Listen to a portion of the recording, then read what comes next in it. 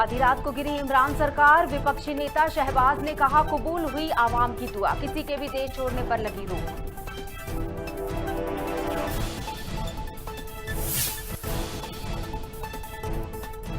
ग्यारह अप्रैल से भारत अमेरिका के बीच शुरू होगी 2+2 वार्ता। रक्षा मंत्री राजनाथ सिंह और जयशंकर करेंगे देश का प्रतिनिधित्व। वार्ता से दोनों देशों के रिश्ते और बेहतर होने के कयास। देश भर में मनाई जा रही रामनवमी, सीएम शिवराज सिंह चौहान ने प्रदेशवासियों को दी शुभकामनाएं। ओरछा में 5 लाख दीप प्रज्वलित कर मनाया जाएगा महोत्सव।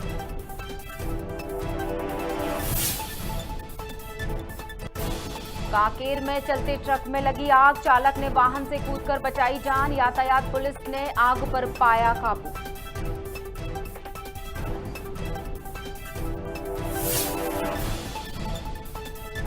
और भोपाल में रविंद्रनाथ टैगोर विश्वविद्यालय मना रहा अपना 13वां वार्षिकोत्सव। रिदम 2022 वार्षिकोत्सव की theme Bollywood playback singer Amit Mishra ने बांधा समा।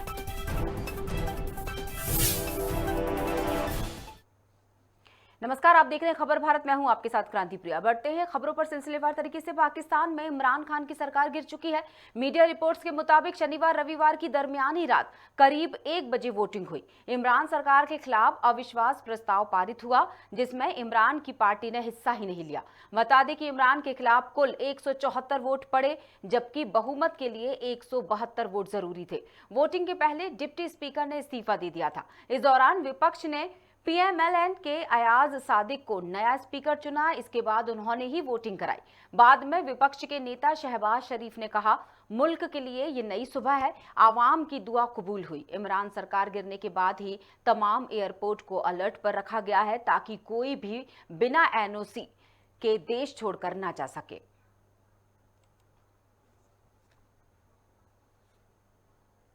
ग्यारह अप्रैल से भारत और अमेरिका के बीच 2+2 वार्ता शुरू होने जा रही है। इस वार्ता के लिए भारत के रक्षा मंत्री राजनाथ सिंह और विदेश मंत्री एस जयशंकर अमेरिका जाएंगे और सोमवार को इस समिट में भाग लेंगे। वहीं अमेरिका का प्रतिनिधित्व विदेश मंत्री एंटनी ब्लिंकन और रक्षा मंत्री लॉयड ऑस्टिन करेंगे। इस वार्ता को लेकर अमेरिकी राष्ट्रपति जो बाइडेन, जिन्हें उम्मीद है कि होने वाली वार्ता हम उनके रिश्तों को और बेहतर बनाएगी।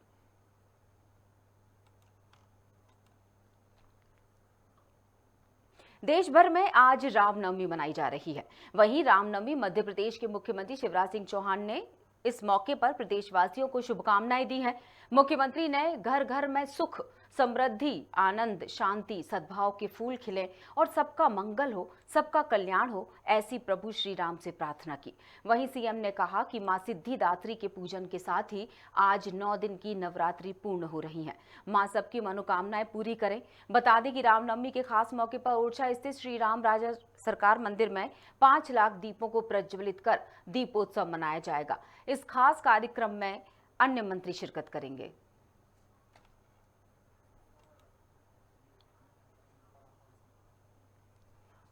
आपको बता दें कि आज रामनवमी है और आज इस उत्सव को धूमधाम से मनाया जा रहा है।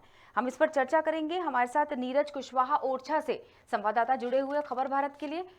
नीरज, क्या है तमाम जानकारी, किस तरह से वहां व्यवस्था कर दी गई है? 5 लाख दीप आज प्रज्वलित होंगे।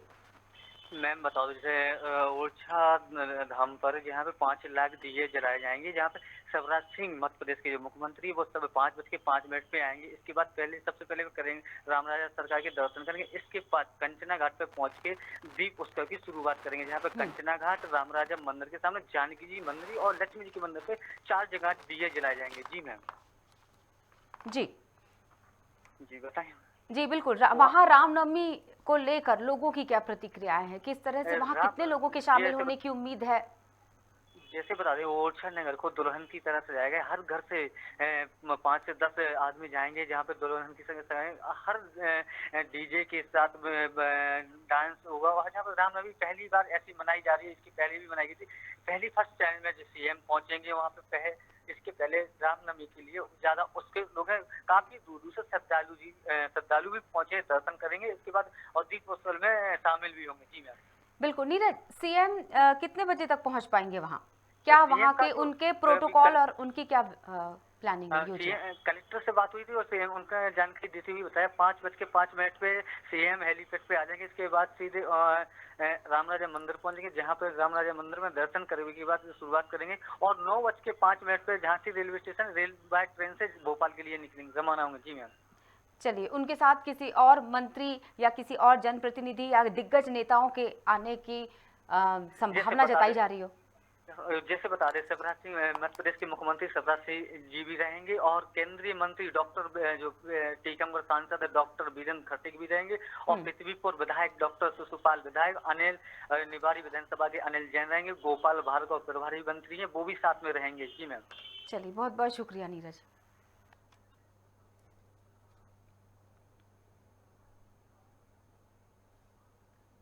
कांकेर में लखनपुरी नेशनल हाईवे पर देर रात तेलगरा पेट्रोल पंप के पास चलते ट्रक में अचानक आग लग गई। आपको बता दें कि आग लगने के तुरंत बाद ही वाहन चालक ने कूदकर अपनी जान बचा ली। वहीं घटना की जानकारी मिलते ही यातायात पुलिस घटनास्थल पर पहुंची और आग पर काबू पाया गया।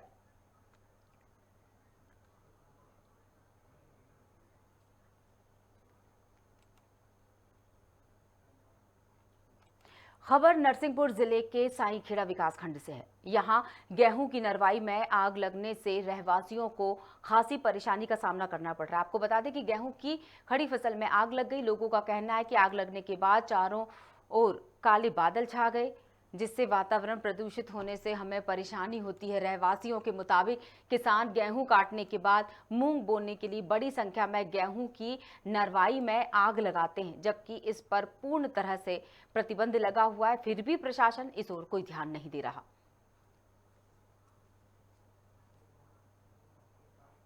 किसानों के द्वारा गेहूं कटने के बाद आग लगाई गई है। हाँ, तो आज पूरे आंखों में जलन भी हो रही है। कई नागरिकों ने बताया आज की नगर साईखेड़ा में सबकी आंखों में तकलीफें हो रही हैं। हाँ, जलन पूरी चारों तरफ आप देख सकते हैं बादल में। क्या संदेश देना चाहें? यहाँ आजू बाजू जो फसल किसानों ने लगाई थी गेहूँ की जी, उसके कटने के बाद इस नरवाई में आग लगाई जाती है, जिस कारण से ये धुआं बहुत ज़्यादा मात्रा में दिख रहा है। आप भी किसान हैं, आप नहीं समझते कि सभी किसानों को पकड़ना चाहिए, क्योंकि उससे जैविक खाद भी बनता है? हाँ, ये बात तो सही है, जैविक खाद बनता है, लेकिन लोग मूंग की बोनी करने के लिए जल्दबाजी करने की आग लगाते हैं। वाकई आग तो नहीं लगाना चाहिए, क्योंकि मिट्टी में भी इस आग का असर पड़ता है। हम चर्चा करते हैं। हमारे साथ गाड़ावाड़ा संवाददाता विनोद चौक से फोन लाइन पर जुड़ चुके हैं। जी विनोद, कितना क्या नुकसान हुआ होगा और प्रशासन का क्या कहना है? क्योंकि एक बहुत बड़ा मुद्दा ये है कि जब प्रतिबंध लगा हुआ है पूरी तरह से, तो क्यों ऐसी घटनाएं सामने आ रही हैं? जी, मैं आपको बता दूं, ये मामला गाड़ावाड़ा तहसील के अंतर्गत जो साईखेड़ा विकासखंड है, साईखेड़ा विकासखंड में तो है ही, क्योंकि जब गेहूं की जब फसल आ जाती है तो जो किसान लोग जो रहते हैं वो मूंग बोने के चक्कर में अपने खेतों में जो नरवाई होती है, गेहूं की नरवाई होती है, उसमें बड़ी संख्या में यहाँ किसानी मौजा है। अलग अलग साईखेड़ा विकासखंड में लगभग 52 ग्राम पंचायतें ऐसी हैं। आज सभी जगह यहाँ पर जो आगी लगाई जाती है नरवाई में, और मूंग बोने के चक्कर में बड़ी संख्या में यहाँ पर आगी लगाई जाती है। उससे ये होता है कि बड़ी संख्या में धुआं ग्रामों में भी फैलता है। लेकिन आज तो गजब की बात हो गई, जब सुबह 9:30 बजे का जो समय था, जब मैं निकला तो देखा तो पूरे चारों तरफ काले बादल थे और आंखों में जलन हो रही थी। तो जैसे ही आंखों में जलन हो रही थी तो मैंने चर्चा की, खबर भारत की टीम ने जब चर्चा की नागरिकों से, तो नागरिकों ने भी बताया कि ये सब पूरा जो गेहूं की जो फसल जो बोते हैं लोग किसानी मौजा में ये आगे लगाई जा रही है बड़ी संख्या में। लगभग 1 महीना हो गया, 1 महीना से लगातार ये सिलसिला जारी है। लेकिन आज इतने बड़े नगर साईखेड़ा में, नगर परिषद साईखेड़ा है, बड़ा नगर है, नगर परिषद साईखेड़ा में देखा तो चारों तरफ जैसे बादल छाए गए, काले बादल देखे और आंखों में जला नहीं। तो खबर भारत की टीम एक नई पहल करती है, एक नई खबर लाती है।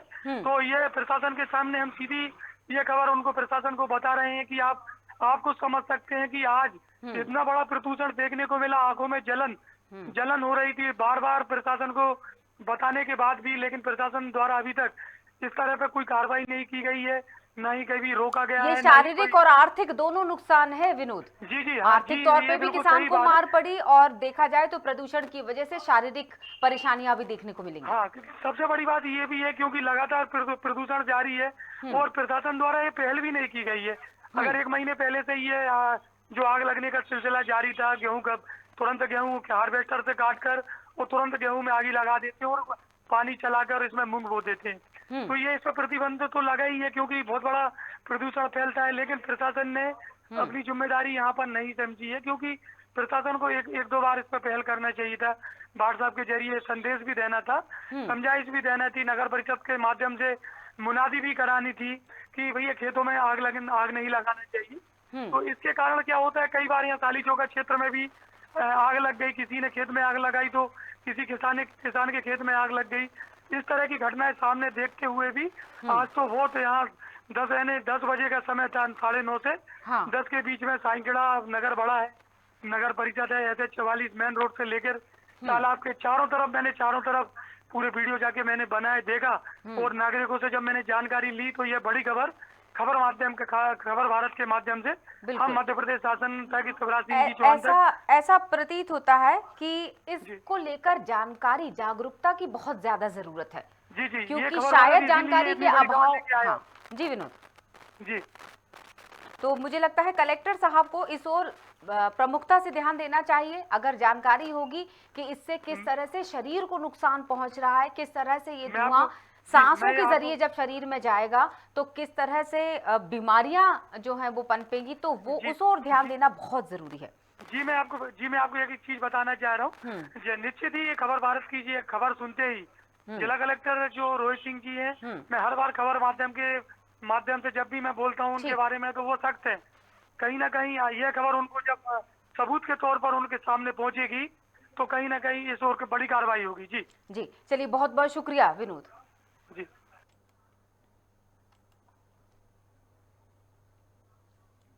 भोपाल में रविंद्रनाथ टैगोर विश्वविद्यालय अपना 13वां वार्षिकोत्सव रिदम 2022 मना रहा है। ये वार्षिकोत्सव स्टूडेंट्स एक्टिविटी काउंसिल की ओर से आयोजित किया गया है। इस जश्न को और भी खास और यादगार बनाने के लिए विश्वविद्यालय ने अपने परिसर में प्रसिद्ध बॉलीवुड प्लेबैक सिंगर अमित मिश्रा का लाइव म्यूजिक कॉन्सर्ट आयोजित किया। म्यूजिकल नाइट में विश्वविद्यालय परिवार के साथ साथ शहर की जनता ने भी अपनी उपस्थिति दर्ज कराई और सिंगर अमित के गानों पर थिरके। अमित के सुरों ने कुछ ऐसा समा बांधा कि उन्होंने सभी को अपना दीवाना बना दिया और अमित भी दर्शकों की तारीफ करने से खुद को रोक नहीं पाए।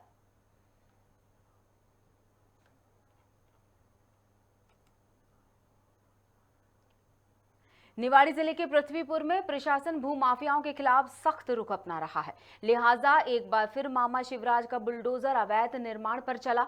बता दें कि तहसील कार्यालय के पास सरकारी जमीन पर भूमाफिया अवैध रूप से कब्जा किया हुआ था, जिस पर प्रशासन ने बुलडोजर चलाकर जमींदोज करवाया है। साथ ही आरोपियों के खिलाफ प्रकरण भी दर्ज किया गया है। वहीं खाली कराई गई जमीन की कीमत करीब 6 करोड़ रुपए आंकी गई है।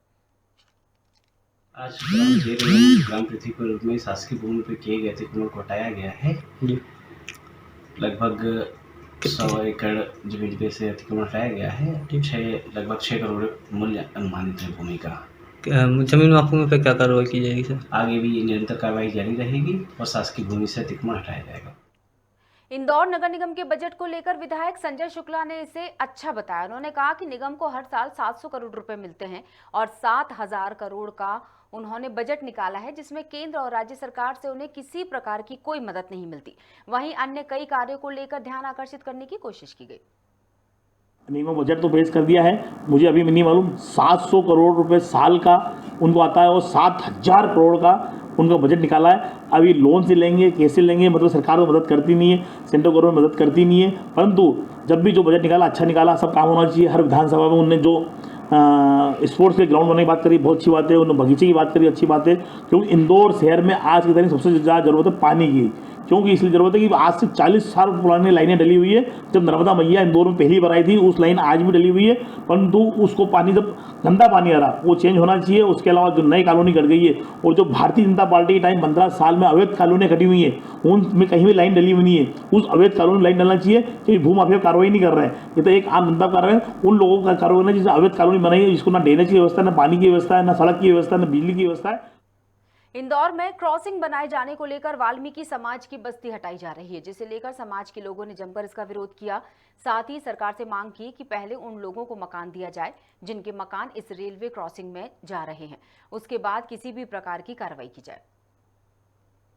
हमारी अनुसूचित जाति की वाल्मीकि समाज की 23 बस्तियों का विकास किया और उनको बनाया, और तभी से वाल्मीकि समाज के लोग यहाँ पर आज़ादी के पहले से भंवरकुआ हरिजन कॉलोनी में रह रहे हैं, निवासरत हैं। आज रेलवे ने इनको नोटिस दिए, ये सवेरे से काम पे चले जाते हैं और इनके मकानों में सामान था।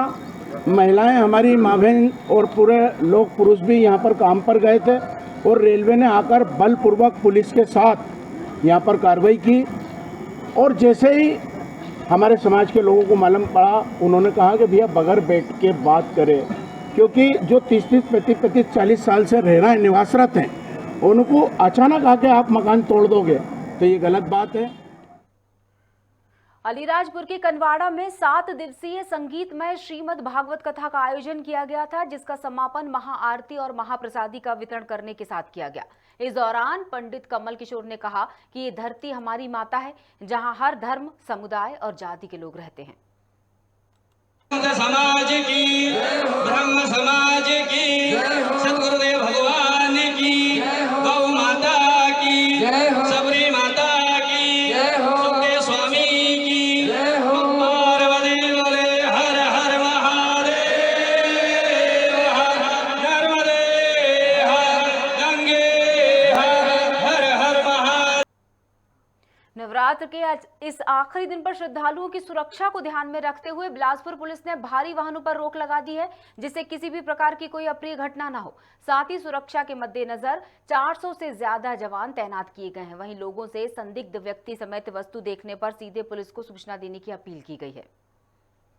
जैसा कि इस बार नवरात्रि में लोग बहुत धूमधाम से त्यौहार मना रहे हैं, उसको ध्यान में रखते हुए जो है सप्तमी अष्टमी के अवसर पर रतनपुर मंदिर दर्शनार्थियों को लेके अतिरिक्त पुलिस बल की व्यवस्था की गई है। साथ ही हाईवे में, रोड में जो है पेट्रोलिंग बढ़ाया गया है और इस दौरान जो है भारी वाहनों को हमने प्रतिबंधित भी किया है ताकि रोड एक्सीडेंट्स ना हो।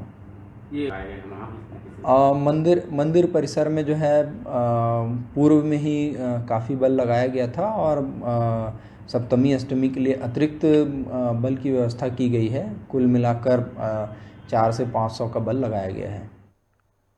और फिलहाल के लिए बुलेटिन में इतना ही। बने रहिएगा खबर भारत के साथ। नमस्कार।